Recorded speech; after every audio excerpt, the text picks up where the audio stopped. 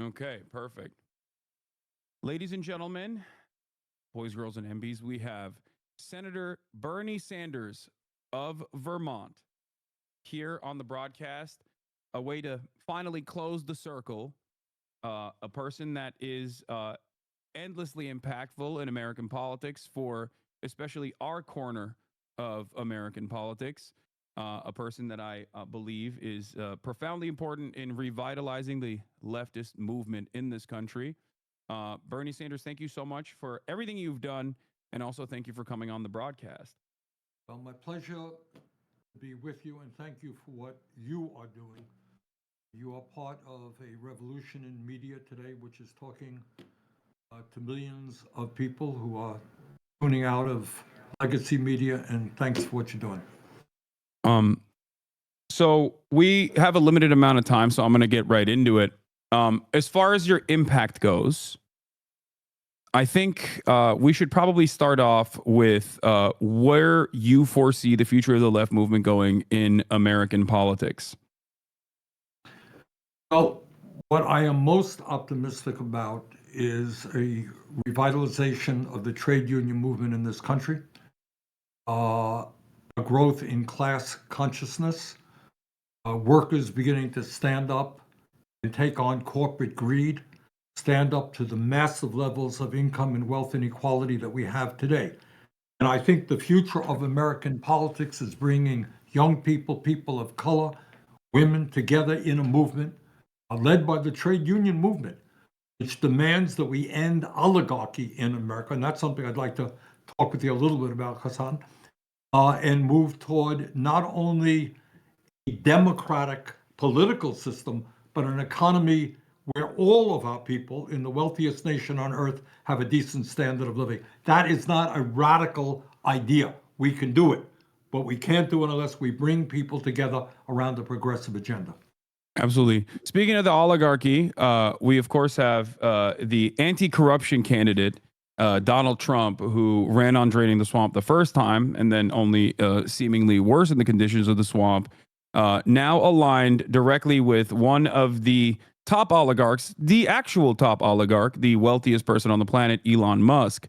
And I feel like you've had some conversations about Elon Musk, especially in recent weeks. And I was wondering how you feel about Donald Trump cozying up to all of these billionaires, and these billionaires, especially in the tech sector, including but not limited to Elon Musk, cozying back up to Donald Trump and a resurgence of right wing politics in the country. Hasan, this is of enormous, enormous consequence. There's nothing more important that is happening not only in American politics, but in world politics. Let's think about it for a moment. What you got in Elon Musk is, in fact, the wealthiest guy in the world, worth over $400 billion. I mean, it's just astronomical, mentioning that. Along with Zuckerberg, Bezos, the three of them are worth almost $8 trillion. They're all going to be at Trump's side during his inauguration. Musk is going to play an active role in quote unquote transforming government. What is all of this stuff is about? What it's about is moving incredibly rapidly toward an oligarchic form of society where the very wealthiest people will not only own the economy, not only own the media. I mean, Bezos owns the Washington Post, Musk owns Twitter, but also own the political system. One of the issues that we don't talk about enough is that during this last election, a small, tiny number of people, multi-billionaires, poured huge amounts of money into both political parties. And that is, to my mind, not what democracy is about. So you got control of the media by the few, control of the political system by the few, control of the economy by the few. And if that's not oligarchy, I don't know what oligarchy is. And our job is to bring our people together, the vast majority of the people, demand a vibrant democracy, getting rid of Citizens United, one person, one vote, limiting the amount of money big money can spend on politics, and creating an economy in the richest country on earth that guarantees a decent standard of living for all people. That's the challenge.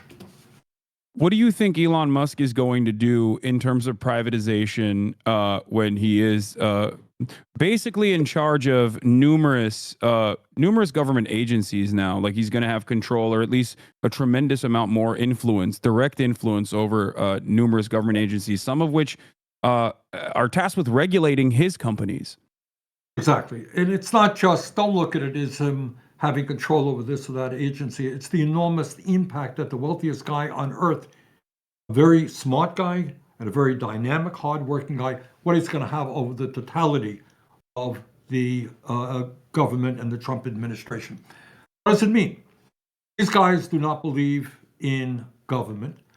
They aggressively believe in deregulation. They believe in more and more wealth and power people on top right now. You don't hear Mr. Musk talking about the need to provide health care to all people as a human right. You don't hear Mr. Musk talking about the need to make sure that all of our people have decent education or live in safe, affordable housing. That you don't need. What you're talking about is an expansion and growth in technology, which will benefit the people on top, and in my view, at the expense of ordinary people. And you know what else was kind of unique about Musk? A little bit different than other guys. This guy, increasingly, you may have noticed, talking about people with super high IQs. Have you heard that? Yeah. I haven't heard that kind of language in a very long time. You're talking about a kind of a superior aristocracy. We're all so smart and know all about technology, have all kinds of wealth, who are living these extraordinary lives, and they're going to be running the world for us. And the challenge of the moment is that with an exploding technology that has the capability of improving life for all, we've got to make sure that that happens and not see more increased wealth and power going to the people on top, which is exactly what Musk is all about. These guys are smart, they are aggressive, they want even more wealth, they want even more power. They are enormously dangerous. What's going on right now is unprecedented. This is not just, rich guys, oh boy, I'd like some more money, I need another 14th house. They want power to go with their wealth. What would you say to the growing resentment from the American working class against political institutions, the elite, and specifically our government?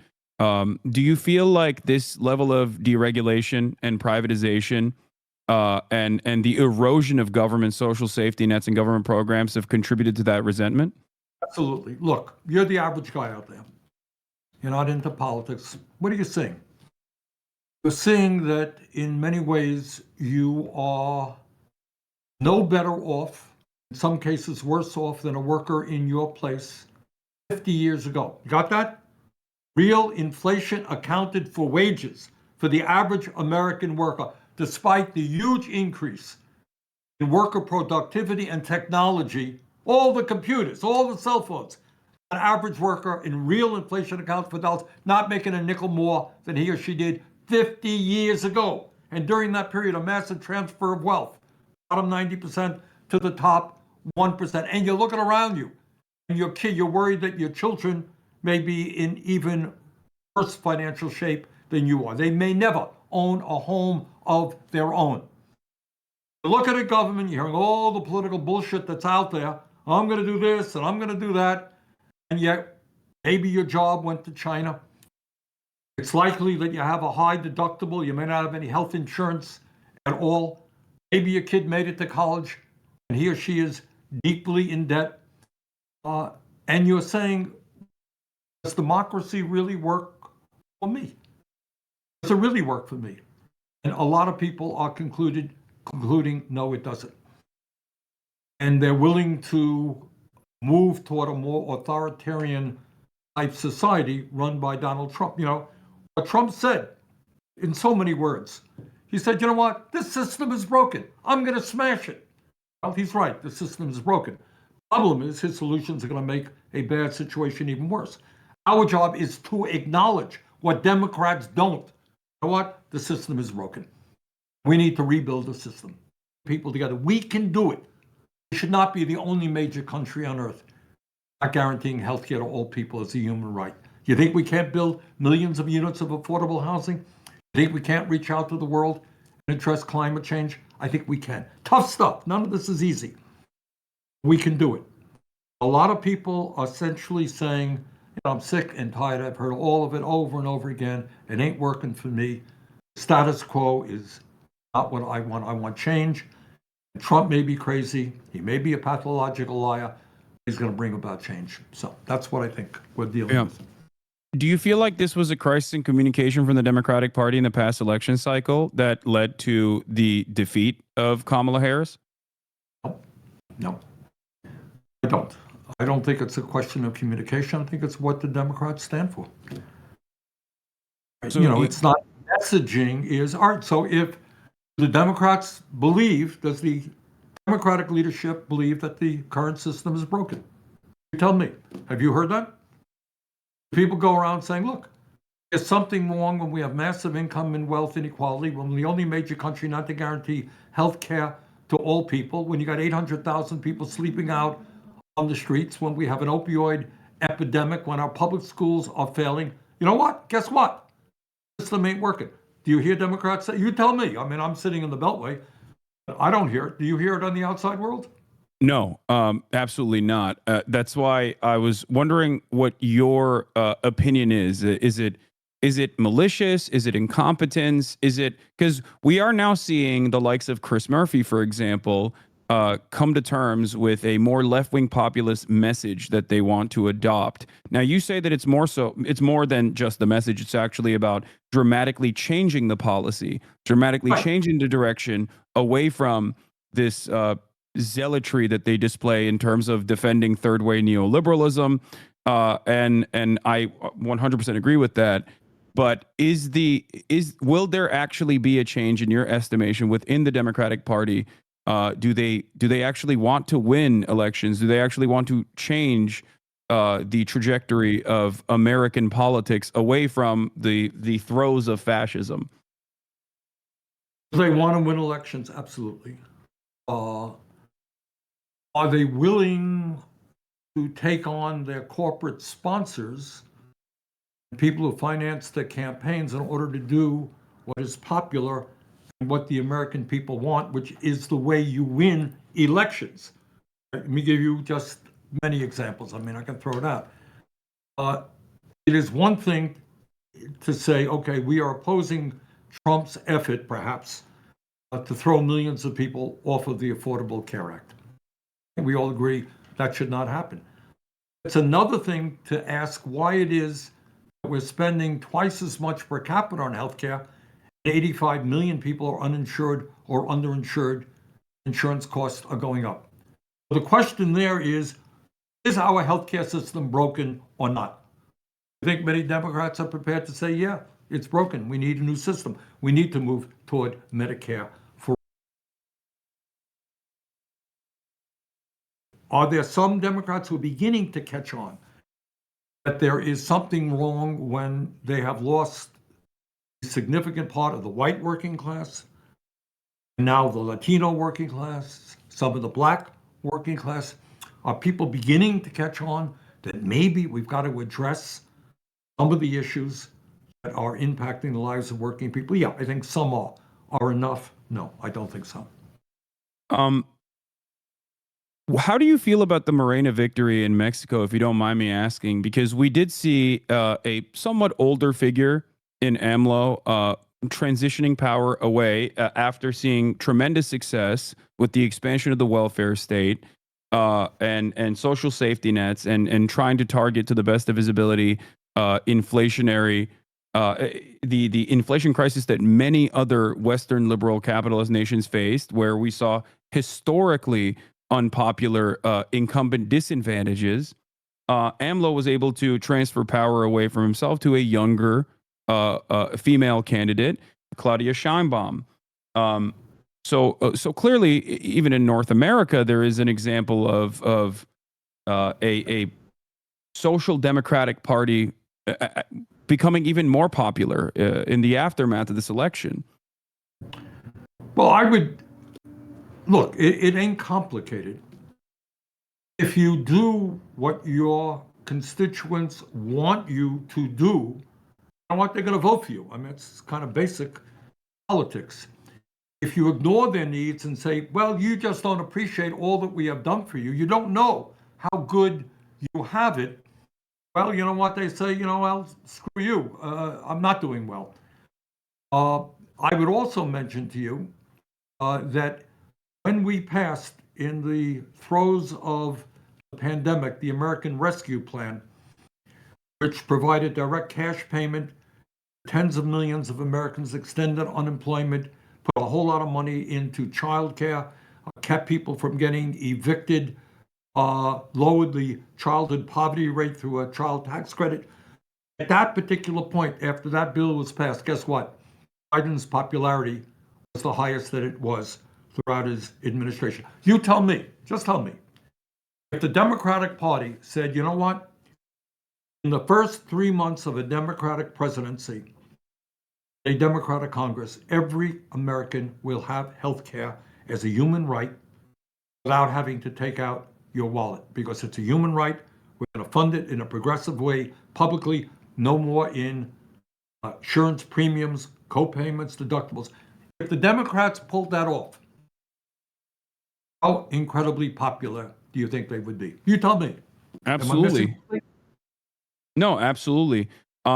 Do you think that it's the impact of money in politics that causes Democrats to be afraid of taking the initiative on issues like this, or is it more pervasive and unfortunately scarier than that?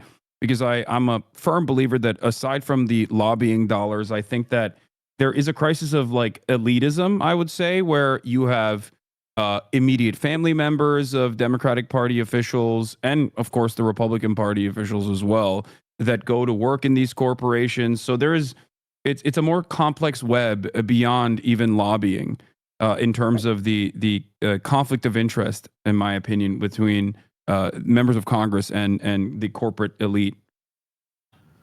I think you're right.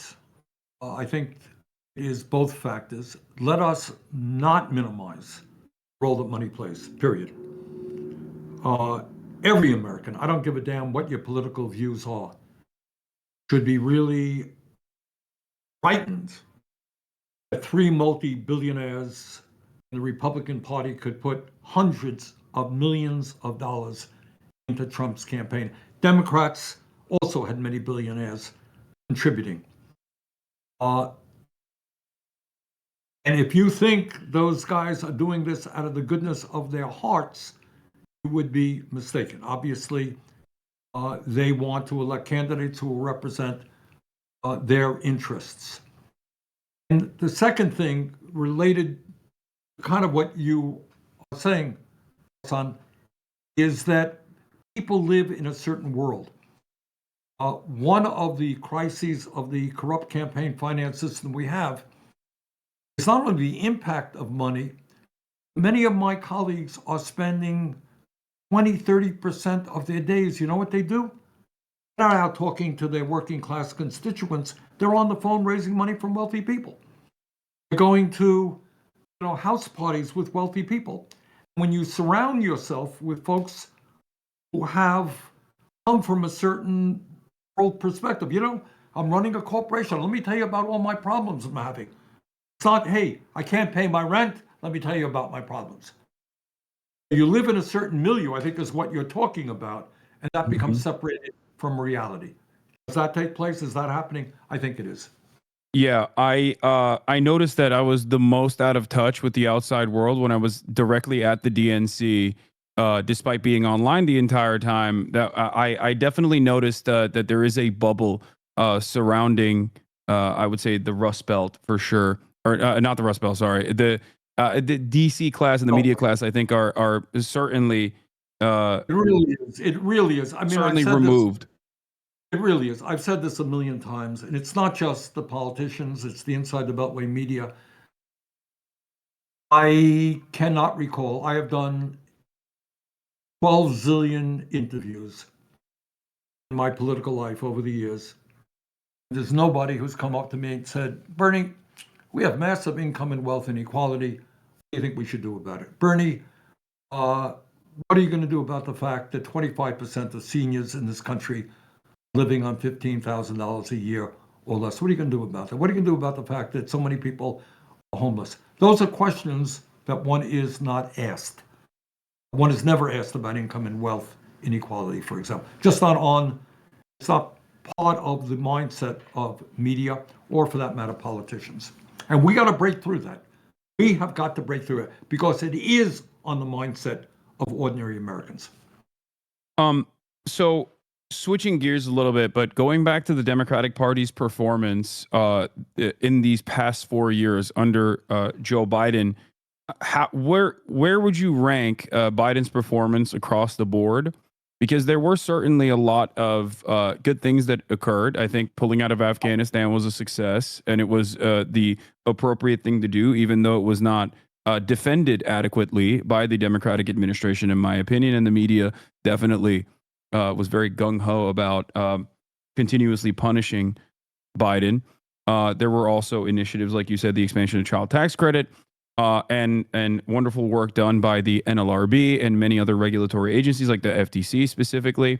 But it did seem as though, one, these successes and the impact was not seen as tangible things that the American working class could associate with.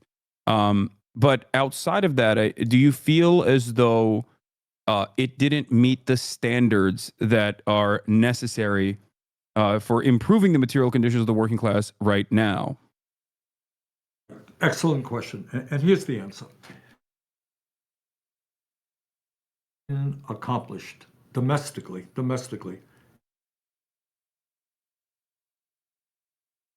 Wait, you're cutting out.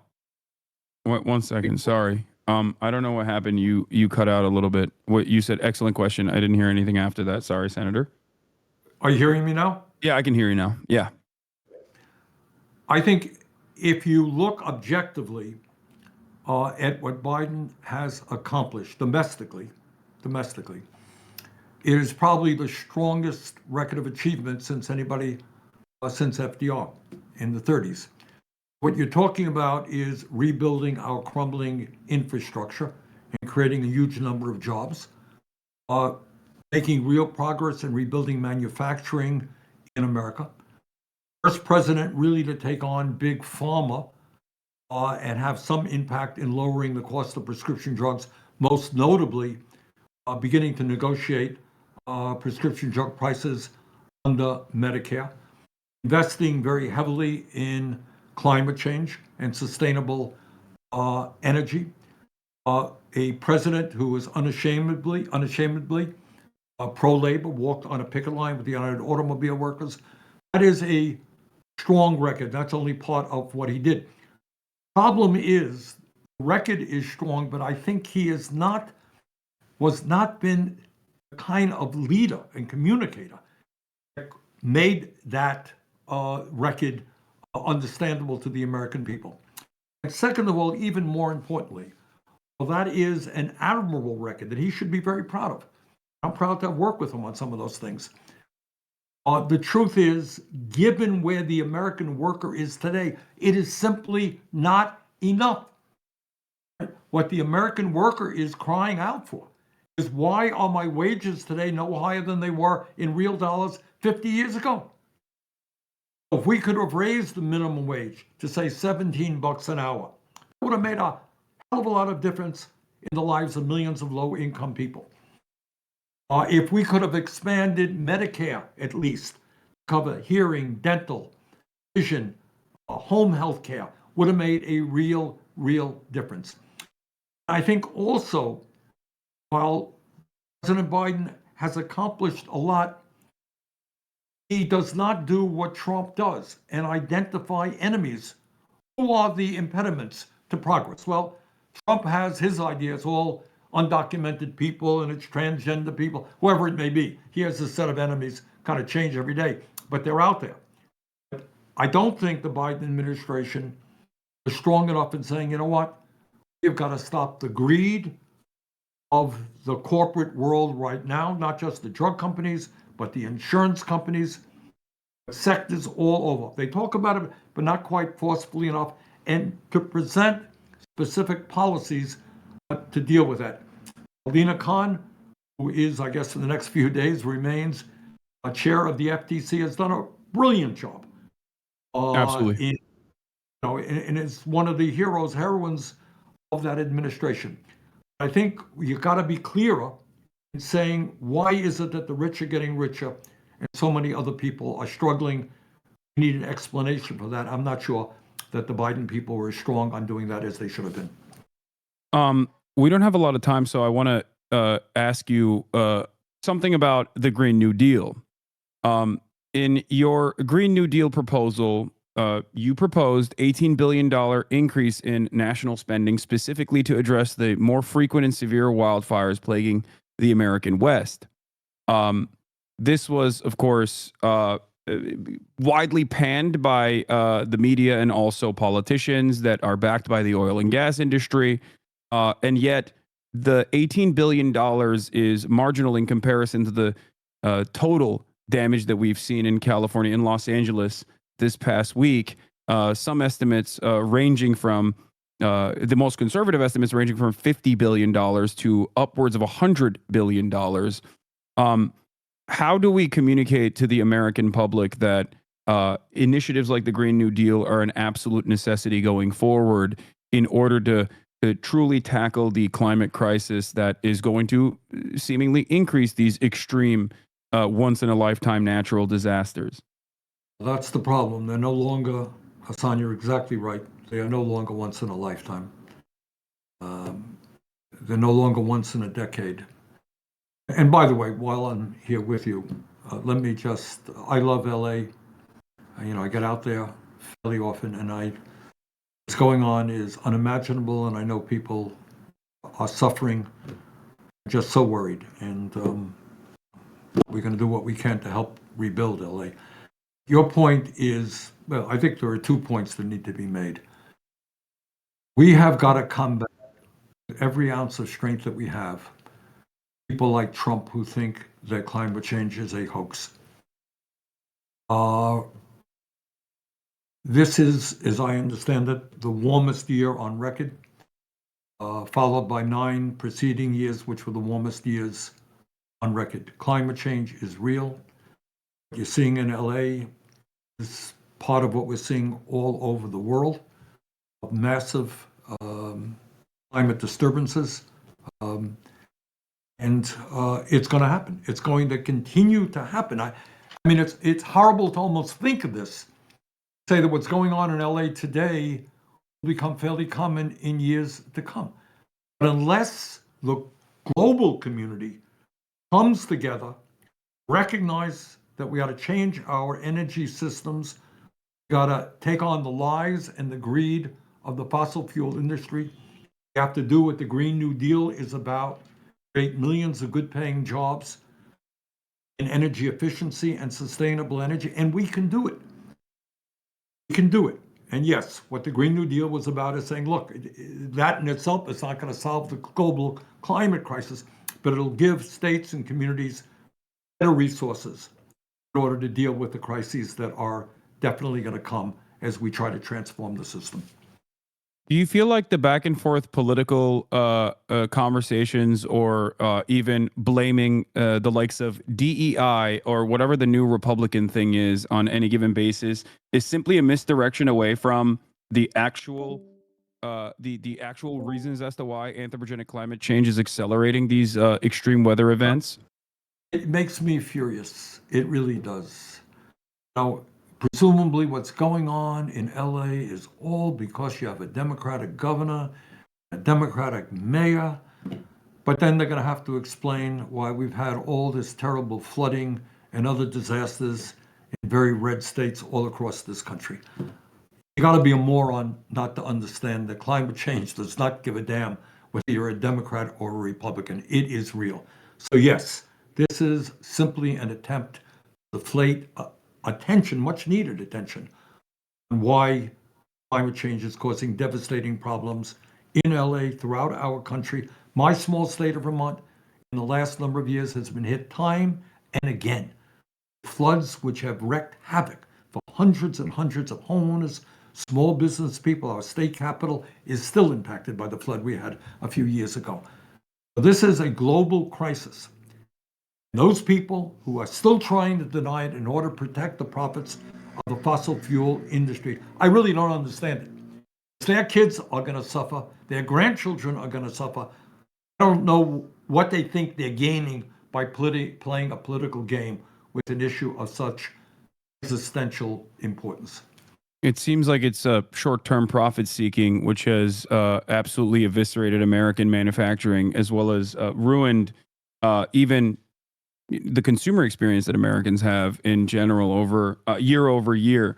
It's basically a race to the bottom, putting the interests of profits over the interests of people.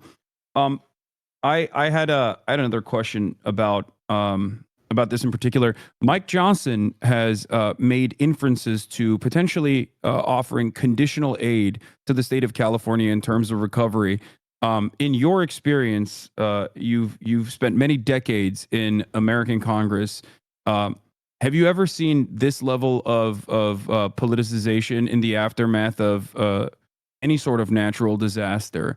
And do you feel like Mike Johnson is doing this specifically because they want to potentially use as a way to pass through budget reconciliations without much problems down the line? I think I have seen a little bit of this stuff in the past, but not to the extent that we're seeing it right now. It really is. Biden and Obama, I think if you check their records, they gave out disaster relief and other types of federal funding really to red states quite as generously or ungenerously as they did to blue states. They really did not discriminate. The idea that the largest state in our country, which has been just devastated by this terrible fire, that they are going to be playing politics with disaster relief is unconscionable. Between you and me, I don't think that they will succeed, because what goes around comes around. You do not, I don't want to see if, God forbid, Idaho is hit by something. We say, well, it's a Republican state. We're not going to give them the help they need. This is America, We're a 50-state country and we have territories. We treat all people equally. And there is a disaster. What being a country is about is we all come to each other's aid. If Vermont gets hit hard by something, I expect the people of California to help us. If California gets hit, people of Vermont got to be there for you. It doesn't matter whether you're Democrat, Republican, Independent, whatever you are. That has got to be the basic tenet of how we do federal disaster relief. One last question I have for you before I let you go, and thank you so much for spending time with us today. I've heard from your team that you have been doing this event in Vermont where you go and play basketball with some of your constituents. Number one, when can we ball? Because that is a dream of mine. And also number two, I've heard that you were that you had some wonderful experiences that made you feel like people are desperate for a sense of community right now and some semblance of community organizing. Hasan, the reason we're doing this, we're paying this out of campaign funds, is I think in Vermont and all over this country, there is a desperate need for community. We did, during the holiday season in December, 4 events around the state in communities larger and smaller. It was just a fantastic thing, totally non-political. Just people coming out and doing Christmas carols and Hanukkah stuff and just, having, eggnog. And kids are there, and we had local kids entertaining and people singing along with the kids. Beautiful experience. We've now done 9 basketball events. And what I want to do there is not only bringing people out, is I worry the kids are spending too much time on their cell phones. Kids are isolated.